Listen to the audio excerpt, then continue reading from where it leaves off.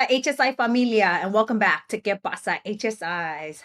I'm your host, Dr. Gina Ann Garcia, and in this episode, we're going to explore grief y dolor.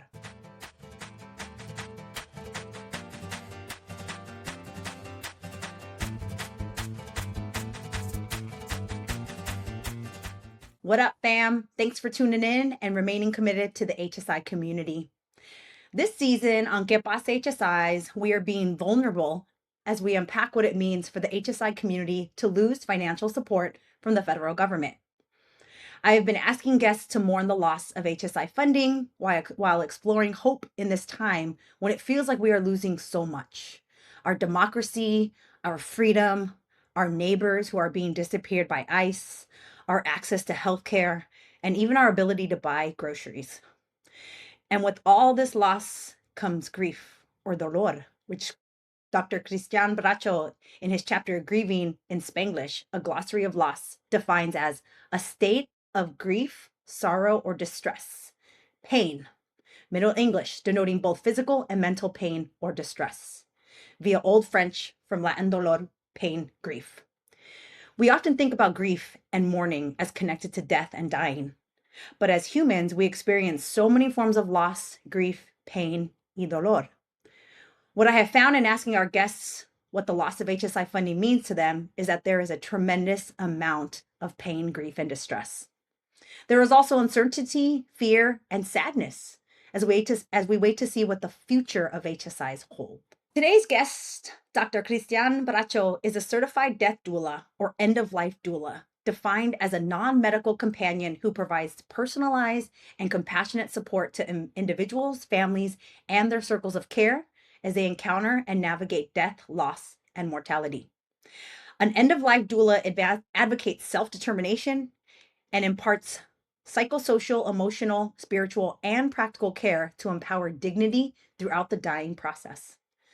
And while I don't want to equate the loss of federal funding for HSIs to the loss of humans, especially when there are our closest family and friends, I asked Dr. Bracho to help us think about how we can grieve and mourn what the HSI funding meant to so many of us through his lens as a death doula. Besides his role as a doula, Dr. Christian is an assistant professor in the teacher education department in the College of Education at Cal State University, Long Beach, where he is also coordinator of the Master of Arts in Education, Curriculum, and Instruction program. His research interests include teacher activism, queer theory, Latinx communities, and nonviolence education. In 2023, his creative work on grief was published in the anthology Sana Sana, Latinx Pain and Radical Visions for Healing and Justice, linked in the show notes. Dr. Bracho sits on the executive council of the Alliance for HSI Educators, and in 2025, he completed training with the International End of Life Doula Association to officially become a death doula. Me siento muy excited to welcome you, Dr. Bracho, to the prod. Me too. So let's go. Thank you so much for being here and for joining us on ¿Qué pasa, HSIs, where we talk about all things HSIs, as you know, but let's first talk about you. So go ahead and start by just telling us a little bit about your HSI journey. Yeah. Thank you, Gina, and such a joy to be here with you. I'm muy excited también. And I think my HSI journey begins with my parents, who are part of the chapter, a big part of the chapter that we're referring to today. My parents are Marco and Lenore Bracho, and they immigrated from Mexico a year before I was born with my older brother and two sisters. And so that journey begins in Mexico. And they came to LA, and I was born a year later. And I grew up in La Puente, which is in LA County. It's like a suburban barrio of Los Angeles. And I grew up with a lot of working class, immigrant, first gen folks like myself, a lot of Mexican, Salvadoran, Chinese, Vietnamese, and Filipino kids like me. And in some ways, it was like a minority serving institution where I grew up, right? Because it was majority minority students. So I think a lot of times K-12 is also a place that's serving a lot of minority students. But when I went to college, I went to upstate New York to University of Rochester, and it was a shock because I did not know that I was actually really in a minority, because I had grown up around so much of folks who look like me and talk like me that it was a shock to the system. I was there for 5 years. I got my master's and I came back, and I was a high school teacher for 8 years in the same neighborhoods that I grew up in, which was amazing, working with Latino and Asian students. And then I went to NYU for my doctoral program, and again back at a PWI, where I was the only non-white person in my doctoral cohort. So it was a real shock again to remember that folks like me don't always have access to higher ed and particularly doctoral education too. Did a bunch of work trying to get my doctoral degree finished. It took a while, but I was at American University for 2 years when I finished, and I came home. And my first tenure track job was at University of Laverne, and it was the first time I was at an HSI, and I immediately felt the difference. I could just tell immediately what it was like to be around Latinx students as a majority, Latino faculty and staff, and just be able to like code switch into Spanish, which I do a lot, and to feel like I could do that and it would be okay. And actually, for a long time, I would go by Christian because that was just what white folks introduced me as. And I could Mhm, actually say, well, it's Christian, you know, and my mom had just passed away when I got to Laverne. And so mhm, I was like, oh, my name is Christian, and that's the name my parents gave me. So I'm going to own it. And as HSI space that allowed me to feel like I could be all those parts of myself and bring it to my identity as a professor. And I got really connected to Daniel Loera, who is the OSCE president now, and he's at Laverne, and he encouraged me to run for a position on the OSCE Council. And I worked with Dr. Burrell, who was our chief diversity officer, to run an HSI task force. And so we did a lot of things. I was also working in the College of Ed with an educational equity center, and we brought you out, and we had you out for a full day. It was a great experience, and you know, sometimes, as you know, HSIs don't know their HSIs. People there are like, what's an HSI? Even though they've been one for a long time. And so I think having you there really helps people understand not just what it is, but like the value, the asset that we bring by being an HSI. I think our faculty and our administrators really benefited from that conversation and are like, yeah, you know what? We are an HSI. We want to own it and actually be at the forefront of doing good work. And in fact, you know, ASI with Danielle, like Laverne has a long history with the HSI community. mhm. So it was through that work, being at Laverne and being with Aussie, that I really got my feet into this world and really was so happy to connect with students who look like me, first gen students as well, and understand all that work and lots of different kinds of projects there. And now I'm at Cal State Long Beach and only recently now getting involved with the HSI community on campus. But also just I've had the chance through OSCE and through some other research projects, got to know a lot of HSI folks all over the US, learning about what they're doing, and just to recognize that we are at the forefront of teaching people how to create communities that feel safe, where people feel like they're part of a family, where they're part of a comunidad, and that we do the work with cariño. And I think that's something that everyone benefits from. Yes, thank you for that beautiful journey and to know that you journeyed through so many predominantly white spaces and then to end up in Hispanic serving institution spaces, right? Like in your career. I was just talking to somebody about how most Black and Latino students, because of segregation patterns in the United States, we grow up actually in segregated spaces around our people, right? You're predominantly Latino, predominantly Black, or both, right? And particularly in California, right, you see a lot of that mixing. And then you go to college, and then such a shock, right? It's like it's just different. I actually grew up in a predominantly white town. My parents were those parents that like, okay, we're gonna move us to the suburbs, right? And went to an HSI, and it was the opposite, right? I got there and was like, Right. oh, there's Latinos, there's a bunch of us. This is so cool, right? But most people don't have that experience. Most have that like predominantly white space where you're like, what the hell? I've never been in this before. But I Mm. journeyed back, right, to this space, and this is where you belong, and we need you. We need you in these HSI spaces. Students need you, right? Sure. So And being glad. an HSI, I was like, oh, HSIs can look like this is what it can feel like to be at a university. Like I didn't know that you could be at a higher ed campus and feel that way, a sense of like place, like I belong here. I'm not unusual here. I'm actually the norm here. That's a empowering thing.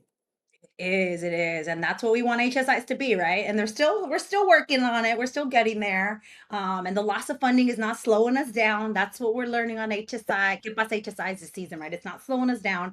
It was just a bump. It's a bump in the road, right? But we're still creating those spaces. So awesome. Well, let's talk about some of your work around being, a death doula. So, can you tell us more about that, about your role and about your journey to become an end of life doula? Yeah, I think again, the journey begins with losing my dad when I was 23. I had just turned 23 when my father passed away from stage 4 pancreatic cancer. I'd been at the University of Rochester for 5 years, and I graduated with my master's in June 2000, and my father passed away in November of that same year. And it was just, I was, no one's equipped. It's always a shock, but to be 22 and have been away for 5 years and then come home to my dad, who had been this strong, kind of really, active person. He died at 60. He got pancreatic cancer and it just ran through him. And I had no capacity to deal with it. I didn't know what grieving looked like. I didn't expect to be grieving at that point in my life. And then my mom 6 months later had a heart aneurysm and almost passed away from that. And it just immediately shook me of like, I'm going to be an orphan within a year of losing my parents in the same year. So thankfully, my mom survived that, but had a lot of heart issues for a long time. And I became part of a writing group, of a queer Latino writing group here in LA, the Calijotos. And we did a lot of writing. And so thankful for them because it was a space where I could write about my grief. I had no other venue. And so I started writing a lot about that at that time. So I was a creative writer for most of that time, for about 10 years. And I got to grad school and they sort of cut that part out of me, right? So I've returned to my creative writing self, but I had some other experiences with loss where my cousin, who I was very close to in Mexico, her husband and her daughter died in a car accident in 2005, and it was just such a sudden blow. And then in 2011, I was in Oaxaca doing my dissertation research. I was living there for a semester, and my grandmother and my uncle passed away within a couple months of each other. So it was just like all of a sudden all this loss had been building up, and I was in Oaxaca during Dia de Muertos, and I had never really celebrated the holiday. And the house that I was staying in, when I studied abroad, I had stayed in the same house, and I had a dream, two dreams back to back, one night and then the other, of my father and my cousin visiting me. And I was just like, what is this about? And the señora at the house was like, Christian, your difuntos are coming here. They're here to see you. You have to put something on the altar. So I kind of started thinking about the ritual of Mhm. creating space for our loved ones and bringing them back and inviting them back in, making space for our grief. So then in 2017, when I had left DC, when I was at American for 2 years, I moved home in part because my mom's health was declining. I moved home in June, and my mom passed away in August. So it was a very similar experience to with my dad, where I moved home and all of a sudden I lost another parent. And I spent 2 months in the ICU with my mom after her final surgery. And I basically, in some ways, now that I know what a doula is, I was her doula. I was there for the last 2 months of her life, sitting with her, trying to soothe her in whatever way I could. But I had this moment in the first couple of days where I got my computer out and just started writing on Facebook, actually, about like to give an update. But I realized it was like I was tapping him back into my writer self to survive what I knew was coming. So after my mom passed away, I kept writing a lot. And so it just became really important to me to like document the experience I was having because I didn't have the language for it when my dad died when I was 22. So I was like, this time I'm going to lean into it. I'm going to process it. I'm going to be public about it. And I started thinking about writing a book about grief. And then Coco came out, and I also felt like it was like people were responding to it because I think in our country we have this one way of thinking about grief, this cycle of grief that we talk about. And I think people were hungry for other models for how to experience loss. And then the pandemic hit. So it was just like all of a sudden this wave of like we're all going to be grieving, y'all. It's this is the motif of our time is Right. loss. And so in 2020 and 2021 I started thinking about writing the book, and then the call for manuscripts for this book, Sana Sana, came out, and I thought, maybe let me just produce a chapter because a book felt like a lot to do, and I was already in pain during the pandemic, but to like go back and sit through all that for a whole book felt too much. And the chapter came out, and it just made me realize people are responding to this. This was the right move, and I want to do more with it. Uh, After that book came out, I had two kind of other very serious losses in my life where my good friend, her husband was killed in a horrible crime, and it just like it shook me. So I went and stayed with her for a month, and that was an experience of doulaing, which I didn't know I was doing. And then a friend of mine passed away about a year ago. Afterwards, a friend of mine told me, Bracho, that's what she calls me, Bracho, I've known you for 30 years. I know you write about grief. I know you think about grief, but seeing you with us and helping us process made me realize you do have a gift for this. You need to do something with this. So I came home like from that memorial thinking like, what do I do? And I talked to Eddie Alvarez, our friend at Calverton. Mhm, mhm. He was like, you should be a death doula. And I was like, I should be a death doula. Like it just was like a moment of clarity, like where someone just says something and you're like, that's it. Mhm, And I never would have imagined that I would do this. mhm. Um, so I looked into it, I did some research, and I came across INELDA, which is the International End of Life Doula Association. And what I love about them is that they were the only organization I saw that clearly stated that how people experience death and dying is not equal. People of color, people who are in impoverished communities, people who are queer, people who are subject to colonialism and capitalism experience death and loss in different ways. And so I felt like they were really critical in their perspective. And so I signed up to do it. And it's like a bunch of pre work where you do reading and writing, and then you do a 4-day immersive training. And that was intense because their perspective is that you can't be a good doula if you haven't actually confronted your own mortality. Have you thought about your own death? Have you considered your own death at some point in your life? And then when we at the training, we had a role play, not just being a doula, but also role played being a dying person, and that really forces you to confront like what it would be like if I knew I was going to die.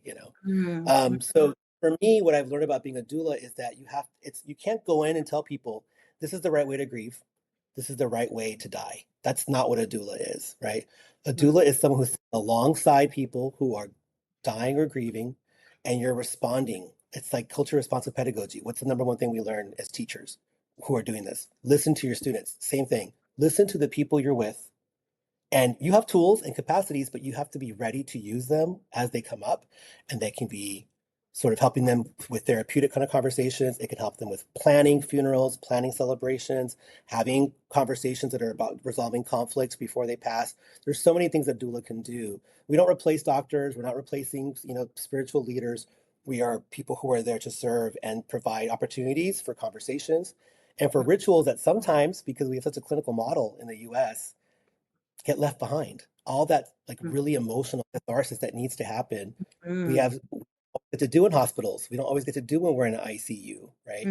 So I mhm, think that really is about someone who is providing something that our cultures have always had space for, but in the current way we do death and dying in the U.S. has been stripped away. And so a doula provides a opportunity to have those conversations, to have those healing moments, and mhm, that for me has learned that I want to keep doing moving forward is what's the way I'm going to be a doula for the mm, people that I serve moving forward. mhm. Yes. Oh, thank you so much. Yeah, the Western way of doing it here in the US is so it's capitalism, right? That's all it is get out of our hospital bed as quick as you can because we need to put somebody else in it, right? Exactly. And quickly get you into the ground. And that's going to be a lot of money too, right? Like get you through that process. We're going to take a lot of money on the way. And that's it. Forget all Yeah. the emotions and the grief and all that, right? Like just hurry up and get it over with, right? And it's just so not what so many communities do, right? Communities of color in particular. The global South just doesn't do it like that. So for you Mhm. to bring that to us, I think is so just beautiful, right? And allowing people to experience that. So love to hear that. So, in your chapter, Grieving in Spanglish, a glossary of loss, you share a personal testimonial about loss and grief, which I really enjoyed reading. But you also provide a definition of terms that helped you make sense of what you call Mexican grief as opposed or distinct from gringo grief. As I read it, I made sense of it as a series of terms in Spanish that help you make sense of the process of grief as distinct from whatever the white normative processes are of denial, anger, acceptance, blah, blah, blah, right? We've all heard those.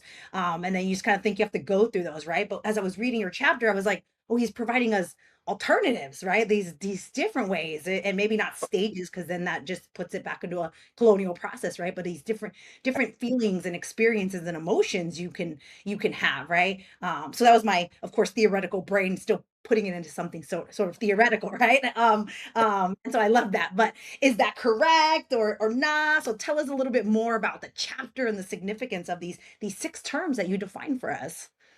Yeah, no, thank you. And yeah, I agree that it's like we're taught this one model of grief, and I've asked people like, what are the 5 or 6 stages of grief? And people are like denial, bargaining, acceptance. It's all there. People have it, but they can't think of any other models, right? So this model is like the norm. And I think because I experienced my dad's death at such a young age, I was just like, that's just not right. It's BS. That's not how people experience loss. And as you said, it's like it's this rational way, this Western way of clinical grieving. It's a psychological process that you're going to get over at some point, right? It takes away the spirituality. It takes away the communal aspects. It takes away the capacity to be a human being who has a right to grieve and take as long as they need to, and almost and not to complete it. It doesn't end anywhere, right? It's like it's something that changes you fundamentally. And so my goal in this chapter was to really, like you said, offer alternatives. Like, what are some other words? But also, for those of us who grow up in bilingual households or in bicultural households or who just are part of the Latinx community or speak Spanish, there's other words, there's other concepts that don't translate that maybe provide other ways of thinking about it. And so the chapter takes things that I wrote from the 2000s after my dad died. So it's stitched together things I wrote then and then Mhm. stuff I wrote after my mom died. And it was kind of magical to bring those things together in one chapter and be like, this chapter started 20 years ago, but now it's in this form where it's, woven together from different memories. And the glossary part is that, I'm an English nerd. I taught English, but I also just love etymology and I love the histories of words and like the way that they evolve over time. And I wanted to capture the idea that sometimes words are telling us things that we don't even know are embedded in the word itself, right? And so Mhm. the chapter is really about providing a glossary, like an illustration of a word and how it can move us and help us understand grief in different ways. And, Kubler-Ross, Elizabeth Kubler-Ross, who wrote the model of grief that we've been talking about, denial, bargaining, acceptance, she was working in hospice, working with people who are going to die. So the model she's created actually makes a lot of sense if you're someone who has to accept their own death, right? But we use that model for people who are grieving, and that's not the same thing. Like what a person who is dying has to go through is not the same thing as those of us who are left behind. So Mhm. we have this like framework that actually is for other people, not for us, right? Mhm. So my goal was to again like kind of offer some other ideas, and so there's 6 words in this chapter, and the first one is dolor, which is the word we've been talking about today. And I think that in Spanish it has a very different kind of feeling. It's something that is pain. It literally says it's pain because grief, it's painful, but dolor literally means pain, right? And I think about grief as something that is still painful, and it's not just psychological; it's like physical pain. You feel it in your body, right? It's something that you feel really deeply, but it's also something that I think can be really beautiful and something that can be very joyful to experience and to ritualize it can be something that actually creates moments of beauty in our lives. And I think about the song Amor Eterno, which everyone kind of sings now in Spanish for Mhm. when someone has died. But Juan Mhm. Gabriel has a great performance of it in the Mhm. 1980s. If you watch it, it's like the audience is singing and it's a beautiful, joyful experience. It's sad, but it's Mhm. beautiful too. So I'm trying to capture the Lord as not just sad and painful, it's Mhm. also something that's beautiful too, right? So that's the first word. The second word is herencia, which what I wanted to kind of capture is that when you've lost someone, you start to think a lot about what you've inherited from that person, Right. what was left behind, Mhm. what they did for you. And for me, it was that Spanish, just the language. Like when my mom passed away, I lost my daily contact with Spanish because she was the one person that I spoke Spanish to every Mhm. single day. And to lose that was to lose my inheritance, like herencia of what she had given me. But Mhm. also the cultural stuff, like watching novelas. And so like I talk about that in that part of the chapter Mhm. that like I missed. So I started watching novelas a lot after my mom died because it was a way of just like hearing the Spanish, but also remembering when I was a kid, watching it with her, right? So herencia is like that language and the culture that we want to remember and hold close to us. Along those lines, recuerdo is the third word, and I think recuerdo came up for me because there's a line in the Amor Eterno song that's like el más triste recuerdo de Acapulco, right? And I was like, Mhm. recuerdo, it's a word, a souvenir in Spanish, Mhm. but it's also like to record, it's linked to the word to record. I didn't realize the word recuerdo or record, the cord part is Latin for heart. And so it used to be that people thought that memories lay in your heart. So when Mhm. you have something recorded, you have it in your heart, you know it by heart, right? And so I was thinking about the way that after someone dies, things that little moments that you had experienced become like big memories. Like, oh, remember that one time? Or a memory you had, all of a sudden, all the details become very vivid, right? So you realize how much you do record something. And in that part of the chapter, I have some moments with my father in particular, and just thinking about little moments when we're just sitting in a car as after he had chemotherapy and what that was like, right? The next word is tormenta, and I think that word is really important because I do think there's some really ugly parts of grief. There are the Mhm. ugly, right, the depression, the fury, you feel. But I think tormenta is a great word because a storm, a tormenta, lightning, thunder, and rain happen all at once. They're not like anger, then depression. That it's like the clinical model is like these are separate stages, but I think tormenta is like it's a storm of emotions that you're feeling all at once, and it does overwhelm you. It can Mhm. torture you. Tormenta is to be tortured, but that part of the chapter is about watching my mom on the last day of her life in the ICU as she was being transferred to a clinic, and just the torture she was going through herself, but she couldn't speak because she had a tracheostomy. So it was like watching someone who I could tell was going through so many emotions, but she couldn't speak them out loud, right? So the tormenta of just like that last stage of dying, and also then remembering those feelings as a person who's grieving, the torture you feel. And then the last two words are fallecer and resignación. Fallecer is kind of like passing away. It's like a euphemism for like passing Mhm. away. It's sort of way of saying it without saying it. Fallecer, I remember as a kid, always my hearing in my face, oh, falleció so and so, right? Alguien falleció. And I was like, what does that mean? It's a Latin word that comes from like falling or failing or to end. And so I think about the ways that my dad, in the last few days, because he had been dealing with cancer, his body was falling apart. It was about the sort of idea of like his body coming to an end. But what I'm trying to capture there is that bodies don't go away, even if they're buried. Like physicality doesn't just go away. Even if you're cremated, that those molecules, that body is still out there, right? And I think when you're grieving, the absence of their presence is what you feel, right? You feel their absence so acutely because their body, you're so used to having their body around you, and then their body is not there. So that body becomes really important to like not pass away. It's still here somewhere. And the last word is resignación. And it was a word that I couldn't understand because I would hear it all the time from like my mom's friends and my tia, like, oh, I hope that you feel resignación. And I was like, why would I want to feel that? I don't like resignation. I couldn't understand. But I realized that just because words are cognates in Spanish and English doesn't mean they mean the same thing. And Mhm. I realized that resignación is to allow. I don't like the word surrender, but I think it's about allowing, or just allowing something to be, and to accept what is. But I think that I also like the word, if you look at the etymology, resignar, it's like you sign something, right? So you're changing the meaning of it. I'm re-signing. Instead of allowing for this other model of grief to determine how I'm going to grieve, I'm going to pick the words for myself. I'm going to have agency and decide what these words mean for me, and to not process it and finish grieving so that I can be better. No, like I don't need that. I want to feel dolor. And that's why the other muertos for me is so powerful, because it's saying, let's bring it back. Let's invite it in. What can we learn by engaging with death and grief? And I think there's power in that. So that last word is the last word in the chapter, because I think it's the one where it's like, it's not acceptance, but it's about saying, I will continue to grieve, but I'm going to do it the way I want to do it. It's something that I get to define for myself, and not because some clinical model says I'm done. Hmm. Yes. Oh, I love this. Thank you. I read the chapter and you just gave me so much more meaning to it, right? Like as like hearing you explain it, I'm like, okay, yeah, like I didn't fully get tormenta, right? I was like, I don't know. Okay, I need to think about this one more, right? But yeah, talk through it is like, okay, yes, I get where you're coming from, right? And I hope people will access the chapter and read it because it's very beautiful, right, for you, and also very vulnerable of you, right, to share that with us.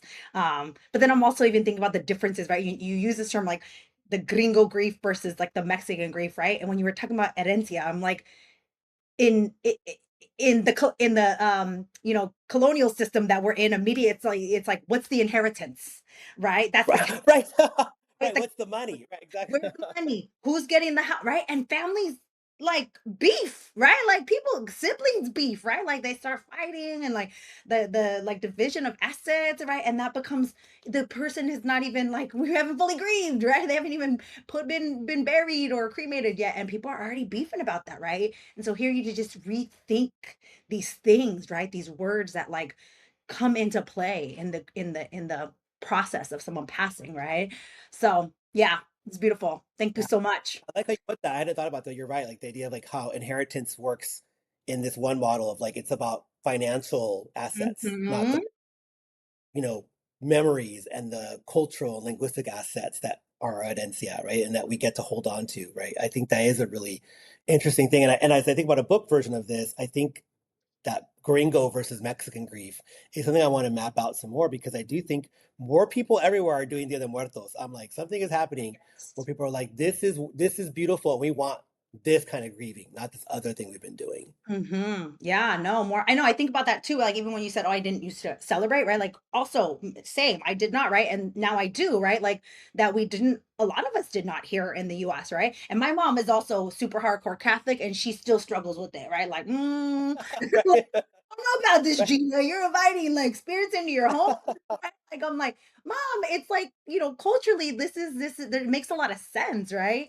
But yeah, like I think more and more of us are embracing it of like, yeah, this is something that we should do, right? And it makes actually a lot of sense to do it, right? And to spend time going through these processes. So awesome. So now that we understand how you are making sense of death, loss, grief, and dolor, tell us about the ways you were directly or indirectly affected by the reprogramming of HSI funding. Right now, like we're going to switch it, right? I'm using this theoretical framework that you offer us to think about.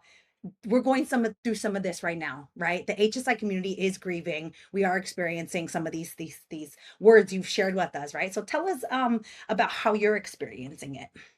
Yeah. No, and I think that it does map. I don't think it's a leap you're taking. I think that it absolutely makes sense for what we're going through as a community that is under attack and is in pain, right? As I was saying earlier, what I like about dolor as the model is that dolor is grief, but also just pain, right? Like the pain of what we're going through and loss. And I do think that there is a lot of loss that we're experiencing right now as a community in the HSI space. And I think about the ways that I began to worry about this a bit before Trump was reelected the second time, because like, all the anti-DEI stuff, I was like, they're going to come for us. Like they haven't named it yet, but are we Mhm, really safe? Talking to somebody who is kind of actually a conservative Latino working in HSI spaces, and he was like, they're not going to come for us. It's really more about affirmative action. I was like, I don't know. I don't think so. But I think a lot of us were maybe what some people call pre-grieving or anticipatory grief, or like something's coming, right? So I think a lot of us in this space were beginning to worry and imagine that loss. And so then when it happened, it's not that we weren't shocked, but it was like we had been imagining it already, right? And I think what the losses that we're all feeling is we're part of a community that's been building for about 40 years, right? The HSI grants in the 80s. So this is a community that's been building and getting stronger and getting much more connected with each other. And then all of a sudden, these funding cuts threaten our mhm, very existence. Are we mhm, able to survive, right? That's a real felt experience in our bodies of like, because mhm, also some of us are employed because of those grants. We run programs because of fund, right? mhm, So I think a lot of fear, a lot of pain around like survival, right? And I think about the ways that we've seen some of that already happen. And when the anti-DEI memo came out last year, about a year ago, I felt like it's coming, it's coming. It was a sense of like foreboding. And so then over the summer, when the Tennessee lawsuit was first announced, I was like, we need to do something. We need to bring people together. And so one of the responses I had was, I wanted to have Asi co-host a webinar, and we worked with Ishe Advising, who have some great people with them, and we co-hosted a webinar about the Tennessee lawsuit. But the day before the webinar is when the DOE, Department of Education, announced that they were going to reprogram all the funds, right? So when people came that day, I think there was a sense of like real dolor in the room. Like, we have this plan and we're going to try to talk about it, but there's pain here. There's real grieving and fear too, right? And I mhm, think I was so glad we had that space. We didn't have any answers, I guess, but I felt like what I could feel was a sense of community and like a sense of needing to come together to feel these things together and to like work through some of the loss that we were already beginning to feel that day. That it just happened, but we could already feel there was more coming. And that day we had people from all over the country on the call, but the panelists were like myself, Isha advising, but also someone from Unidos US, the DC organization, and then also someone from UC Davis.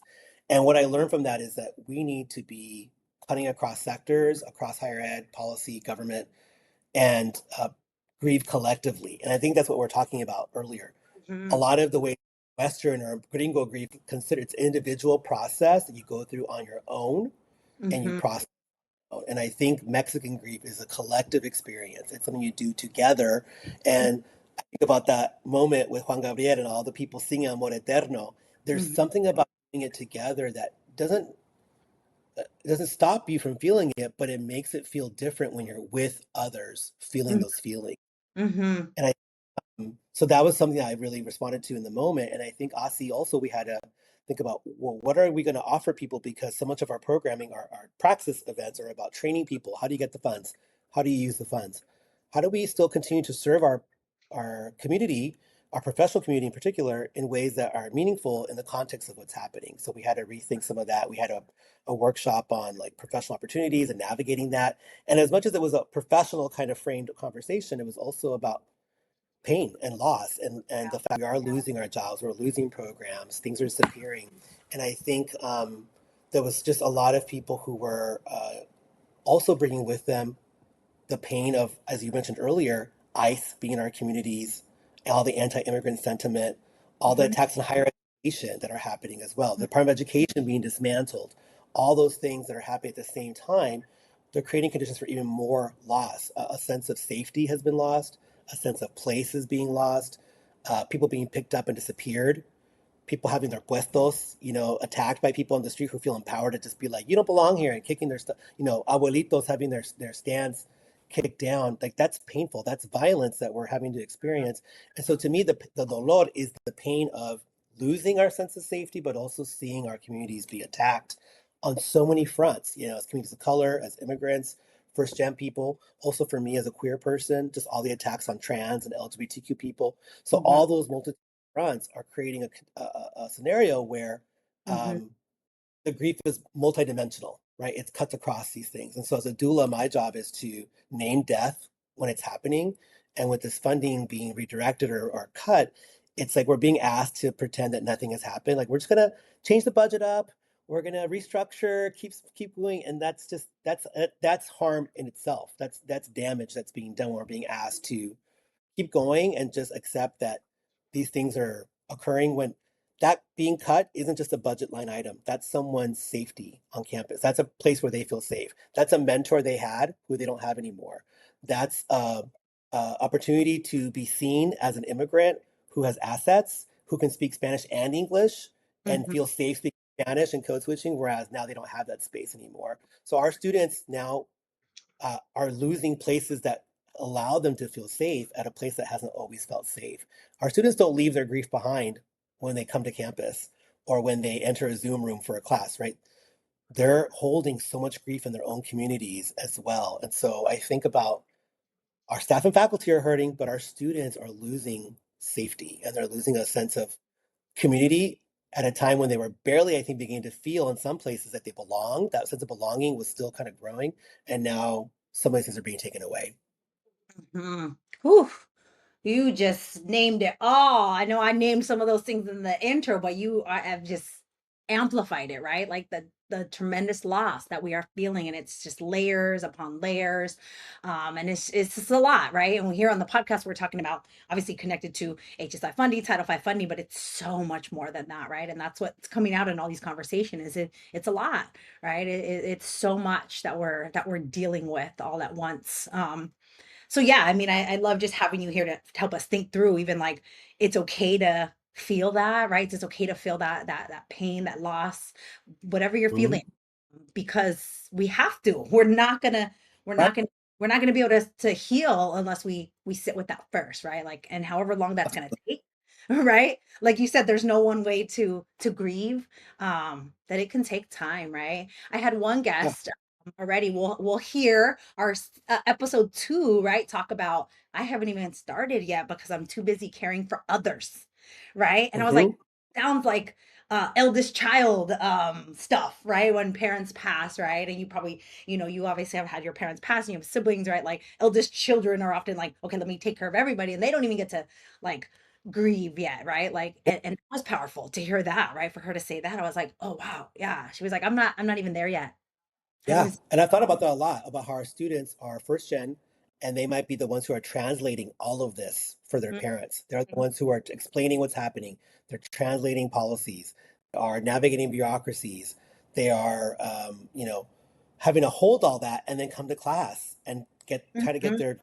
their exams done and their papers written, and they're being shamed for speaking Spanish, and they're have mixed status families, so they don't know if they're going to come home to someone being deported, right? And so all those fears are real, And that's dolor. That is part of what we mean by dolor. It's like this sense of like pain because people are being disappeared, people are being lost, safety has been lost. And I think and so those first gen students are often doing grief work because they're navigating all this loss for their families. And they don't know if they're going to be safe either, right? So I do think that who our students are in the HSI space, they're doing a lot of this work on their own individually. And often, that's my point of I was saying earlier, how do we help do this collectively? Because doing it by yourself is just impossible. There's no space for you to heal if you're doing it for everyone else and not you too. Like, where is the space for us to grieve collectively and uphold each other in the face of all this violence that we're experiencing? Yes. Well, it's so much. And as we talking about, it, I'm like, oh, it's just so much that we don't even necessarily think about on a daily basis because it's too much at some point, right? We're experiencing so much right now that we're forced to compartmentalize it, right?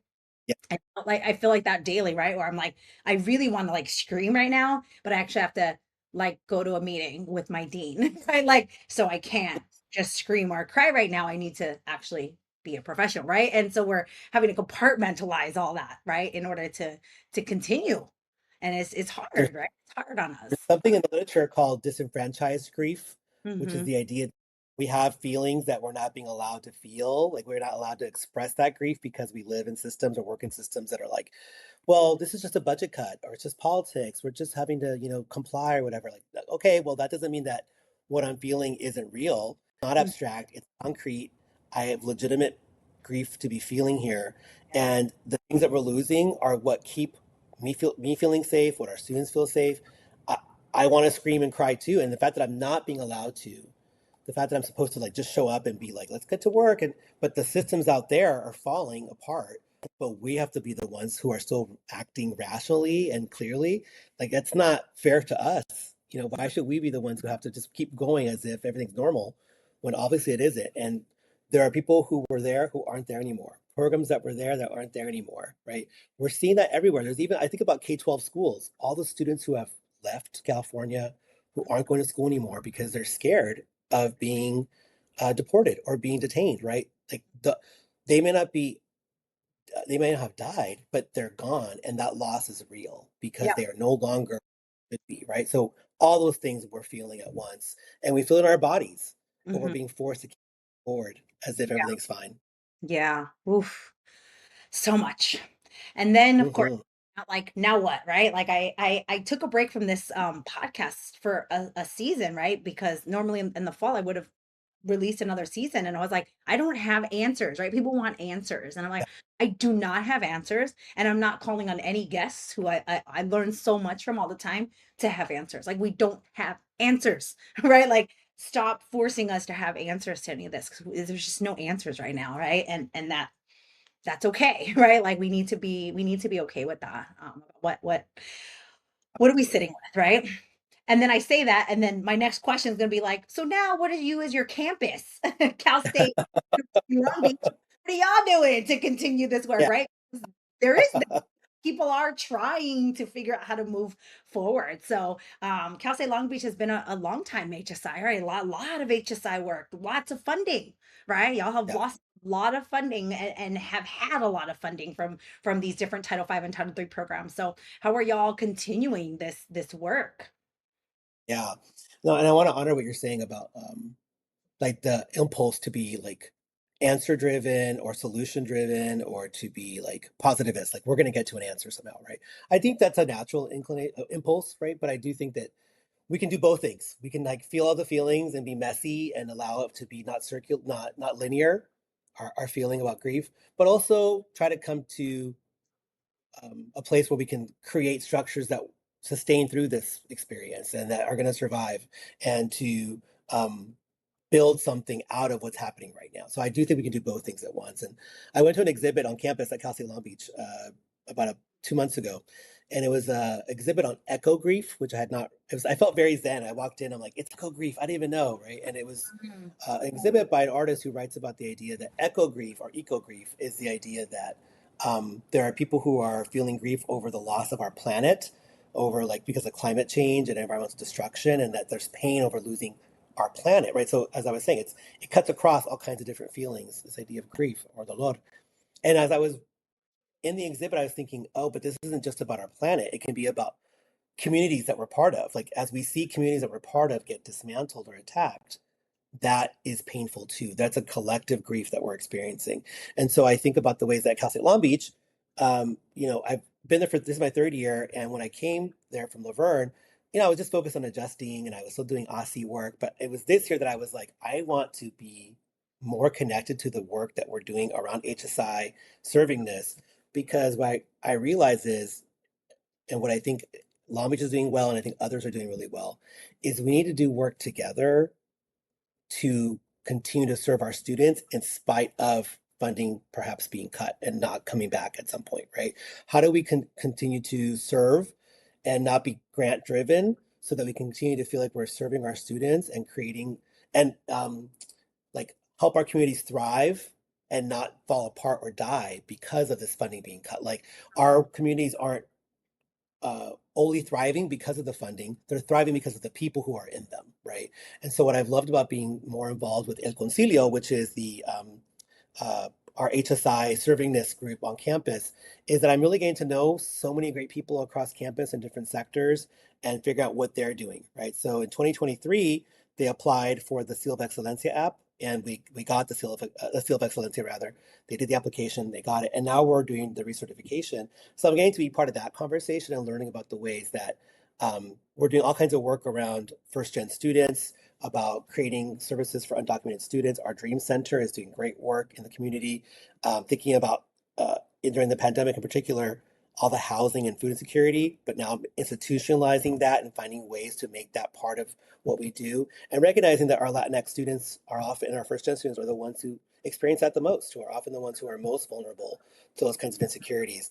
And I think so. Those are something I think I see seeing around like servingness towards students. I also see us doing a lot of work with community engagement. As someone who works in education and K-12 schools, I think we've done a lot of inroads in building programming across K-12 and higher ed. So there's this thing called Long Beach College Promise, which maybe you've heard about through working with, like, for example, Mike Munoz over at Long Beach City College. The idea of like building a partnership where we're really helping create pathways and pipelines between the district and these two institutions and helping Latinx students see themselves as belonging in these institutions that are in their own backyards, that are in their neighborhoods, right? So I see Long Beach College Promises being a really powerful piece of the HSI story that we're building, and recognizing that servingness for us isn't just serving our immediate higher ed campus, but also the community around us as well. That we don't exist in isolation from Long Beach, and that's true of a lot of institutions, right? I think we can think of a lot of schools like this Yep. institution is one thing, but outside, like one block over, it's something else, right? And I Yeah. think I've been really happy to see the way Long Beach State is really embedded in the community, and really, we need to be thinking about those folks as well.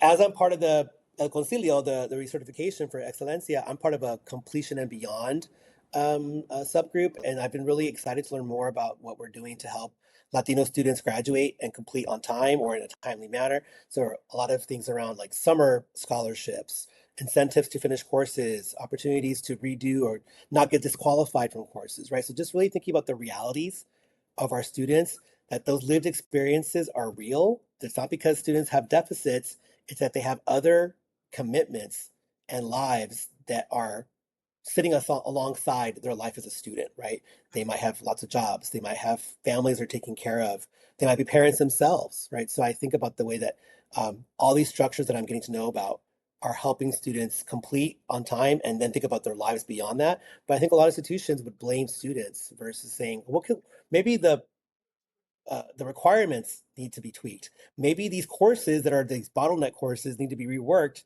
so we don't have so many students failing them, and they can actually graduate on time and not have to retake courses over and over again, right? Really thinking about the institutional structure versus blaming the person.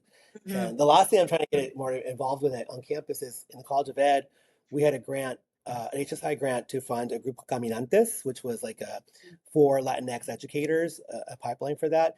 The grant ended a couple years ago, and what I like hearing is that there's a student group now, and we're trying to figure out how do we continue to diversify the workforce, bring Latinos into teaching, create pathways from K-12 into higher ed around that, but recognize that our Latinx teachers are going to need a lot of support on how to Mhm. be how to succeed academically, how to be part of these communities that they're going to be working in. And so I think what I'm seeing is the way that Cal State Long Beach, because it's such a big place, right? It's thinking about the community at large. Each of the colleges has their own kind of thing they're doing. The College of Ed has their thing, but this El Concilio group to me is just kind of this beautiful cross-campus initiative that really helps us all understand servingness from different lenses. And I'm really seeing the ways that it's whether we have funding or not, we're going to continue doing this work and we're committed to that. And I can see the ways that they've built up structures so that they don't rely on the funds. Like they don't rely on those grants. They're relying on people who are committed to doing that work together. Yeah. So being back in like the work on the ground of a local institution has made me really excited about seeing where we go next and being hopeful for in spite of the loss we're feeling, something new is going to emerge out of that, and there's something coming that's next. Yes, I love that. Yes, yes. So many things that you were saying. I was thinking like, yep, this is the reality is that we were already doing a lot of this work, right? A lot of campuses were already doing all this work. It's just thinking through like, well, what were we doing? What are we doing? What else can we be doing? And those funds were such important source. They were policy level levers, right? They gave us leverage change, right? Like they were allowing us to think of innovative things, but they're not gonna not having them doesn't prevent us from doing all these things, right? And all these things that we know our students need, right? That doesn't stop us from doing all that work. So thank you for doing Mhm. all those things, right? So many different things y'all are doing. So as we wrap up this conversation, is there anything you haven't shared yet about some of this work that you've done and how we can think about it in community as our HSI community around grief and dolor at this time? Yeah, I mean, I think one thing I'm thinking about, as we mentioned earlier, that Dia de Muertos has become much more popular in the country, and I think it's because of the grief we've all been experiencing from the pandemic. Like that just opened up so many conversations about grief, and I think that HSIs ought to explore how Dia de Muertos can be an opportunity to create space for grieving, to honor the fact that we're feeling a lot of loss around us. I think it is serving this because it's not just that we're like having a cute little altar in October, but it's actually like an actual structure, like a physical space. It's Mhm. ritual, it's pedagogical that affirms Latinx ways of grieving and knowing, and that it becomes part of campus life. Like it's something that I've seen at Long Beach, for example, there's multiple altars, right? And I think it's really, especially in the context of, other kinds of attacks on colonized peoples all over the world, that it's a space to not just honor the grief we're feeling in this country, but like globally, that there's pain everywhere and we want to have spaces where people can express that. So I think I would encourage HSIs to do more with that event and to find ways to have it be student driven, altars created by people, and to have people be able to see it and say, "Oh, my ancestors are welcome here.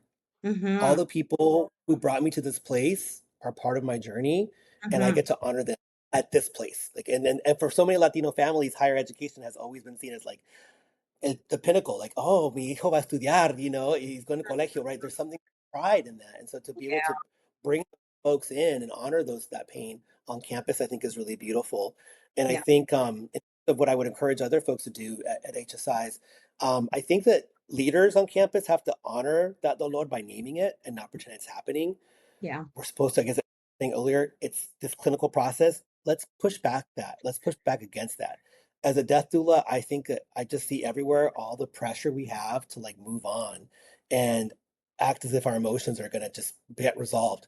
And that's in conflict with our actual lived experiences. So I think leaders need to like say what's happening, honor that people are having real loss through programs being cut, positions being cut, and as we were saying, prioritize putting that into other places. How do we create uh, continuity for people so that the loss maybe isn't as heavy because there's still going to be the program in some form or mentorship in other forms.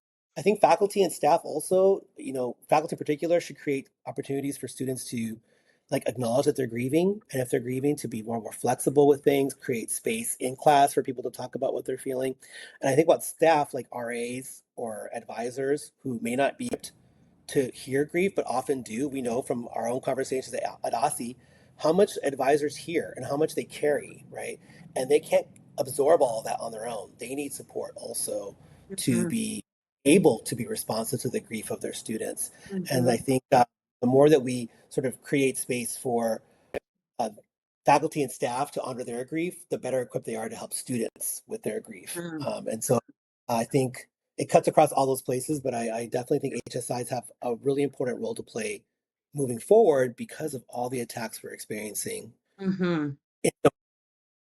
Yes. Oh, I love that. So much to think about. But yeah, how do we create those intentional spaces, right? And intentional, um, as you were talking, I'm thinking about we often are talking about intentionality in the servingness work, right? And the intentionality is always like making sure that students graduate, right? Like making sure that they do well in their classes, right? Like those sort of academic things. But you're saying create intentional spaces where we can deal with what we're going through right now, even right? The all this stuff that's going on. That's intentionality that we need too, right? Not just like we gotta hurry up again. So let's hurry up and get through this so we can graduate, Right, right? And get a job, right? Like that's not okay. exactly, We need that, but that's not the only thing we need, right? There's so much. exactly. So, well, this has been such a beautiful conversation. Before we leave, of course, you got to answer the final question of the day, which is, ¿Qué pasa, HSIs? How do you It respond? pasa HSIs.